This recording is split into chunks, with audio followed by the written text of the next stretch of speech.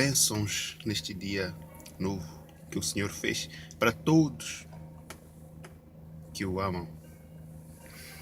O que Deus quer de você? De certo que você alguma vez já se fez essa questão. O que Deus quer de mim?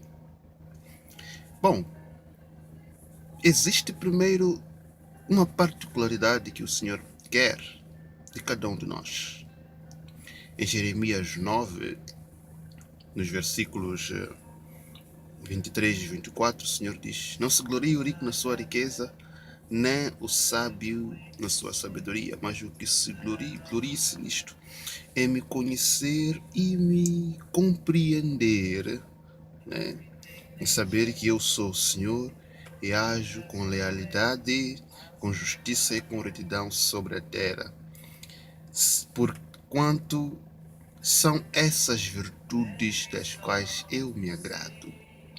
Então, a primeira coisa que Deus quer de você é que você o reconheça por Deus, é que você busque conhecê-lo, é que você busque compreendê-lo acima de tudo. Então aí você vai poder perceber o chamado particular que Deus tem para você, a coisa particular que Deus quer que você faça.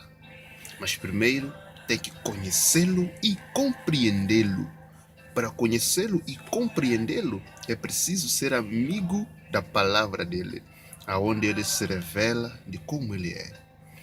Busque conhecer e compreender a Deus e obedecê-lo em fé, porque daí disso ele se agrada e sua vida será uma bênção. Aquelas coisas que não dão certo, que não andam bem, é porque você não está buscando conhecer e compreender a Deus.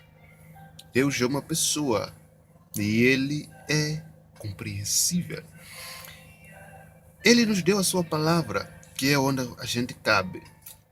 Mas Ele é muito mais do que está na sua palavra. Portanto, não busque compreendê-lo e conhecê-lo com a sua mente, porque Deus é grande demais para caber na sua mente. Mas busque conhecê-lo e compreendê-lo com o teu coração. E aí você será uma bênção, você será próspero em tudo quanto você fizer. E aí você vai saber o que Deus quer de você.